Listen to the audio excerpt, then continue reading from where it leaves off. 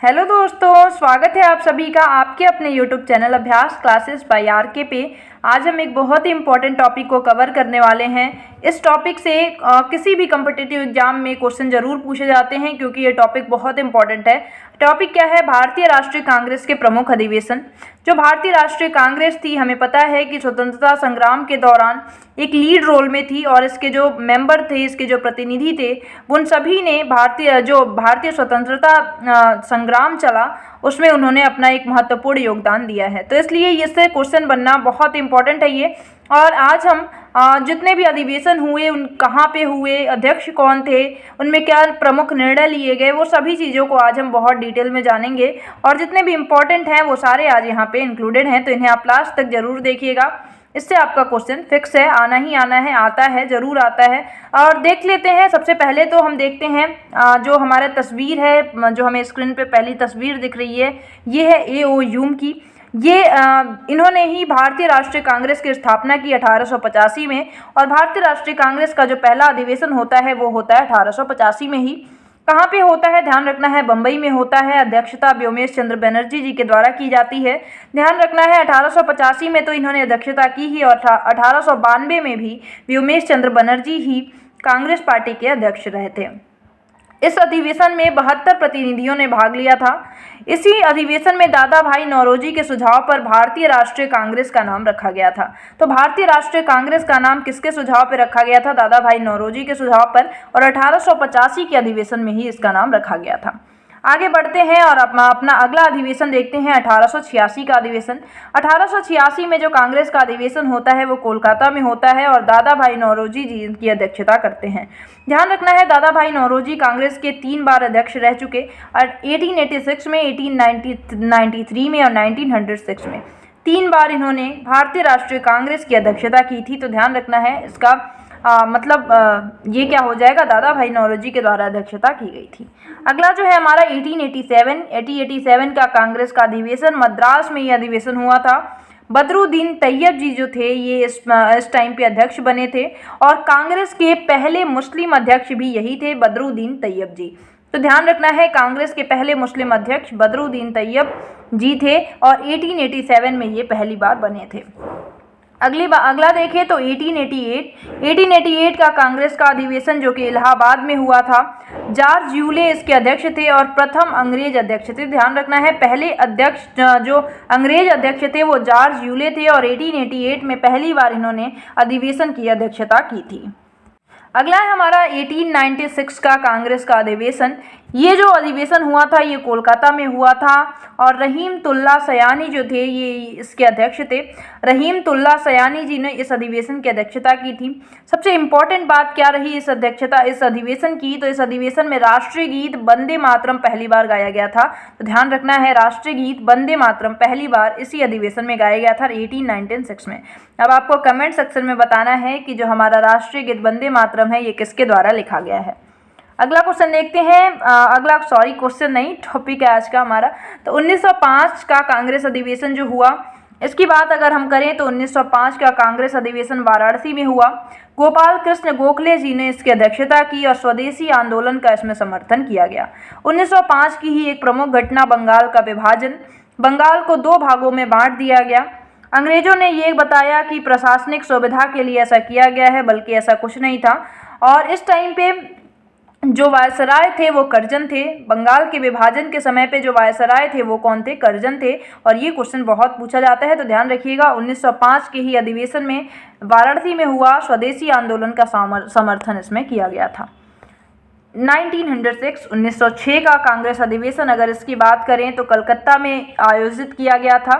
दादा भाई नौरोजी जो थे इनके अध्यक्ष थे। इस अधिवेशन के अध्यक्ष कौन थे? दादा भाई नौरोजी जी थे। बात करें तो इस अधिवेशन में पहली बार स्वराज शब्द का प्रयोग किया गया और ये बहुत पूछा जाता है, ध्यान रखिएगा। स्वराज शब्द का पहली बार प्रयोग 1906 में कांग्रेस के इस कलकत्ता अधिवेशन में किया गया था, जिसकी अध्यक्षता दादा भाई नौरोजी जी कर रहे थे। अगला हम देखें अधिवेशन तो 1907 का कांग्रेस अधिवेशन जो कि सूरत अधिवेशन, और एक तरीके से ये बहुत ही इम्पोर्टेंट अधिवेशन था, बहुत ही महत्वपूर्ण है भारतीय इतिहास में। 1907 का जो कांग्रेस का अधिवेशन था ये सूरत में आयोजित किया गया था। रास बिहारी घोष जी इसकी अध्यक्षता कर रहे थे। और इसी अधिवेशन में कांग्रेस जो पार्टी थी वो दो भागों में, गरम दल और नरम दल में बट गई थी। तो ध्यान रखना है 1907 का ही वो अधिवेशन है जिसमें कांग्रेस पार्टी का विभाजन हो गया था। और ये कौन सा अधिवेशन था? तो सूरत अधिवेशन था, जिसकी अध्यक्षता रास बिहारी घोष जी कर रहे थे। आगे देखें अपना, तो 1911 का कांग्रेस अधिवेशन, 1911 का जो कांग्रेस अधिवेशन था ये कलकत्ता में आयोजित किया गया था। विशन नारायण दर जो थे ये इस अधिवेशन की अध्यक्षता कर रहे थे। और ये इसी अधिवेशन में पहली बार जनगण मन गाया गया था। ये ध्यान रखना है, इसी अधिवेशन में पहली बार जनगण मन गाया गया था और ये बहुत इंपॉर्टेंट है 1911 में। अगला देखते हैं, अगला अधिवेशन जो होता है वो 1916 में होता है और ये भी भारतीय इतिहास का एक बहुत इंपॉर्टेंट अधिवेशन था, क्योंकि देखते हैं सबसे पहले तो ये लखनऊ में हुआ। 1916 का जो अधिवेशन था ये 1916 का अधिवेशन लखनऊ में होता है। अंबिका चरण मजूमदार जो थे इन्होंने इस अधिवेशन की अध्यक्षता की। सबसे इम्पोर्टेंट बात क्या हुई इसमें कि जो कांग्रेस और मुस्लिम लीग था उनके बीच लखनऊ पैक्ट, लखनऊ समझौता के नाम से जिसे जाना जाता है, उस पर हस्ताक्षर होता है और पृथक निर्वाचन को स्वीकार कर लिया जाता है। अलग अलग निर्वाचन की बात को इसी अधिवेशन में स्वीकार कर लिया जाता है, ये ध्यान रखना है हमें। अगर बात करें तो जो नरम दल और गरम दल 1907 में विभाजित हो गए थे, कांग्रेस पार्टी दो भागों में टूट गई थी, वो कांग्रेस पार्टी लखनऊ अधिवेशन में पुनः आपस में मिल जाती है। तो ये ध्यान रखना है, ये बहुत इंपॉर्टेंट है। नरम दल और गरम दल कब फिर उनका आपस में वो जुड़ते कब हैं? तो 1916 के लखनऊ अधिवेशन में ऐसा होता है। अब देखते हैं 1917 का कांग्रेस अधिवेशन। 1917 का कांग्रेस अधिवेशन भी बहुत इंपॉर्टेंट है, ध्यान रखना है। 1917 का जो अधिवेशन होता है वो कलकत्ता में होता है और पहली बार कोई महिला इस अधिवेशन की अध्यक्षता कर रही होती हैं, वो होती हैं एनी बेसेंट। एनी बेसेंट जी थी जो कि पहली महिला थी कांग्रेस पार्टी की अध्यक्षता करने वाली। अन्य 3 महिलाएं भी कांग्रेस पार्टी की अध्यक्षता कर चुकी हैं, जैसे कि एनी बेसेंट ने 1917 में किया, 1925 में सरोजनी नायडू ने किया। और ध्यान रखना है प्रथम भारतीय महिला जो थी वो सरोजनी नायडू जी ही थी जिन्होंने कांग्रेस पार्टी का कांग्रेस के अधिवेशन का अध्यक्षता की थी। बात करें एनी बेसेंट भारतीय नहीं थी, ये आयरलैंड की रहने वाली थी और इन्होंने पहली बार कांग्रेस पार्टी की अध्यक्षता की थी। दूसरी बार सरोजनी नायडू जो थी पहली भारतीय महिला थी, 1925 में इन्होंने अध्यक्षता की थी। और नलिनी सेन जो थी 1933 में इन्होंने कांग्रेस पार्टी की अध्यक्षता की थी। अगला देखते हैं हम, अगला है 1919 का कांग्रेस अधिवेशन। अमृतसर में होता है। ये कहाँ होता है? अमृतसर में इसका आयोजन किया जाता है। अध्यक्ष मोतीलाल नेहरू जी होते हैं, 2 बार अध्यक्ष बनते हैं, 1919 में और 1928 में भी मोतीलाल नेहरू जी भारतीय राष्ट्रीय कांग्रेस की अध्यक्षता करते हैं। 1919 एक बहुत ही दर्दनाक घटना होती है, 1919 में ही जलियांवाला बाग हत्याकांड, तो ये सभी जानते हैं। तो 1919 में ही ये घटना होती है। अगला देखते हैं हम, अगला है 1920 का कांग्रेस अधिवेशन। 1920 का कांग्रेस अधिवेशन कहाँ होता है? 1 मिनट। 1920 का जो तो देखते हैं 1920 का जो कांग्रेस अधिवेशन होता है वो नागपुर में होता है और वीर राघवाचारी जो होते हैं इन्होंने इसकी अध्यक्षता की है। तो यहाँ पे 1920 में अध्यक्षता किसके द्वारा की जा रही है? तो वीर राघवाचारी जी के द्वारा। यहाँ पे इम्पोर्टेंट बात क्या होती है कि असहयोग आंदोलन का प्रस्ताव यहीं पे पारित होता है 1920 के अधिवेशन में। असहयोग आंदोलन जो कि बहुत एक नामी आंदोलन रहा भारतीय आंदोलनों में, तो असहयोग आंदोलन का प्रस्ताव यहीं पे इसी अधिवेशन में पारित होता है। कांग्रेस द्वारा पहली बार भाषाई आधार पर प्रांतों के गठन की बात की जाती है इसी अधिवेशन में, और ये बहुत क्वेश्चन पूछता है, इसे ध्यान रखिएगा कि भाषाई आधार पर प्रांतों के गठन की बात पहली बार कांग्रेस के द्वारा कब की जाती है? तो 1920 के नागपुर अधिवेशन में ये बात की जाती है। आगे देखते हैं 1924 का कांग्रेस अधिवेशन।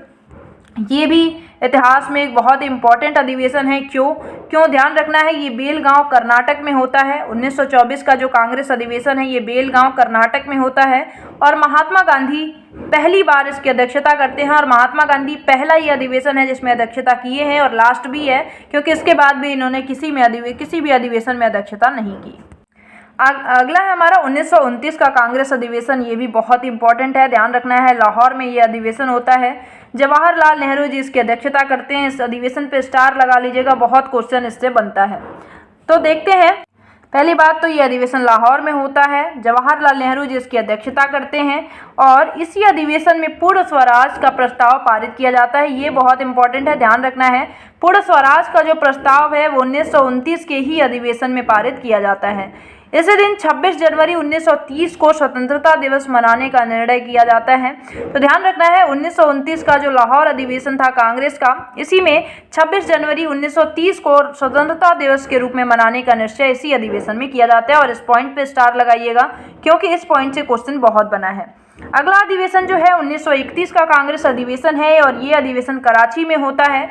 वल्लभ भाई पटेल जी इसकी अध्यक्षता करते हैं। तो ध्यान रखना है ये अधिवेशन जो होता है वो कराची में होता है। वल्लभ भाई पटेल जी इसकी अध्यक्षता करते हैं और इसी अधिवेशन में मौलिक अधिकार संबंधी प्रस्ताव को भी पारित किया जाता है। तो मौलिक अधिकार संबंधी जो प्रस्ताव हैं वो 1931 के कांग्रेस अधिवेशन में पारित किए जाते हैं। इसी अधिवेशन में गांधी जी ने कहा था कि गांधी मर सकते हैं परंतु गांधीवाद नहीं मर सकता। तो ये अधिवेशन इसलिए भी इम्पोर्टेंट हो जाता है, इसी में इनका कथन गांधी जी का सामने आया कि गांधी मर सकता है लेकिन परंतु गांधीवाद नहीं।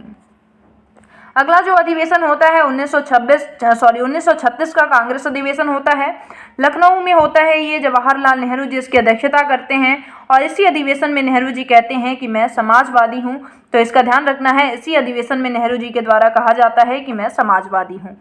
नेक्स्ट जो अधिवेशन होता है वो 1937 में होता है और ये फैजपुर नामक गांव में होता है और जवाहरलाल नेहरू जी ही इसकी अध्यक्षता करते हैं। ध्यान रखना है पहली बार कांग्रेस का अधिवेशन किसी गांव में हो रहा होता है। फैजपुर नामक गांव में पहली बार कांग्रेस का मतलब पहली बार नहीं, किसी गांव में पहली बार हो रहा होता है 1937 का अधिवेशन। अगला अधिवेशन देखते हैं 1938 का कांग्रेस अधिवेशन। ये हरिपुरा में होता है, गुजरात में पड़ता है। ये हरिपुरा में 1938 का कांग्रेस अधिवेशन होता है और सुभाष चंद्र बोस जी इसकी अध्यक्षता करते हैं, इसलिए बहुत इंपॉर्टेंट हो जाता है। 1938 के अधिवेशन की अध्यक्षता कौन कर रहे हैं? सुभाष चंद्र बोस जी कर रहे हैं। इसी अधिवेशन में राष्ट्रीय नियोजन समिति का गठन किया जाता है, ये बहुत इंपॉर्टेंट है। राष्ट्रीय नियोजन समिति का जो गठन होता है वो 1938 के कांग्रेस के अधिवेशन में होता है, जो कि हरिपुरा में आयोजित किया जाता है। अध्यक्षता सुभाष चंद्र बोस जी के द्वारा की जाती है। अगला जो अधिवेशन है 1939 का कांग्रेस अधिवेशन और ये बहुत इंपॉर्टेंट है, इसे ध्यान रखना है। त्रिपुरी में होता है, जबलपुर मध्य प्रदेश में पड़ता है। ये सुभाष चंद्र बोस जी ही इसकी अध्यक्षता करते हैं। लेकिन यहाँ प्रॉब्लम क्या होती है कि गांधी जी से सुभाष चंद्र बोस जी का कुछ विवाद हो जाता है और इसकी वजह से सुभाष चंद्र बोस जी जो होते हैं वो त्यागपत्र दे देते हैं। मतलब इसकी अध्यक्षता तो सुभाष चंद्र बोस जी कर रहे थे, लेकिन गांधी जी से विवाद होने की वजह से ये क्या करते हैं, इस अधिवेशन के लिए ये त्यागपत्र दे देते हैं, कांग्रेस से ही ये त्यागपत्र दे देते हैं। और इसके बाद राजेंद्र प्रसाद जी इस अधिवेशन की अध्यक्षता करते हैं। तो ये ध्यान रखना है, ये अधिवेशन इसलिए बहुत इंपॉर्टेंट हो जाता है क्योंकि पहले तो सुभाष चंद्र बोस जी कर रहे थे अध्यक्षता, बाद में विवाद के कारण त्यागपत्र दे देते हैं और उसके बाद राजेंद्र प्रसाद जी इसकी अध्यक्षता करते हैं। अगला हमारा 1940 का कांग्रेस अधिवेशन रामगढ़ में होता है। अबुल कलाम आज़ाद जी इसकी अध्यक्षता करते हैं। सबसे लंबे समय तक कांग्रेस के अध्यक्ष रहे हैं ये, जैसे कि 1940 से 1945 तक अध्यक्ष रहे अबुल कलाम आज़ाद जी। ये बहुत इंपॉर्टेंट है, ध्यान रखिएगा। अबुल कलाम आज़ाद जी जो थे कांग्रेस के सबसे लंबे समय तक रहने वाले अध्यक्ष हैं। 1940 से 45 तक 5 सालों तक इन्होंने कांग्रेस की अध्यक्षता की है।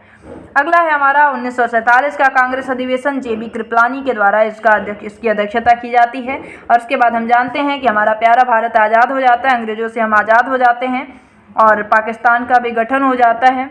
तो ये सारी चीज़ों पे हमने देख लिया, एक बहुत इंपॉर्टेंट टॉपिक को आज कवर कर लिया और ऐसे ही इंपॉर्टेंट टॉपिक आपको इस चैनल पे मिलते रहेंगे। हमने बहुत सारे इंपॉर्टेंट सेलेक्टेड जो रिपीटेड क्वेश्चन है उसको भी अपलोड किया है, जो कि आपके किसी भी एग्जाम के लिए, सभी एग्जाम्स के लगभग क्वेश्चंस आपको यहाँ पे मिलेंगे। इंपॉर्टेंट टॉपिक मिलेंगे जो कि पेपर में पूछे जाते हैं, ऐसे ही टॉपिक यहाँ पे आपको मिलते रहेंगे।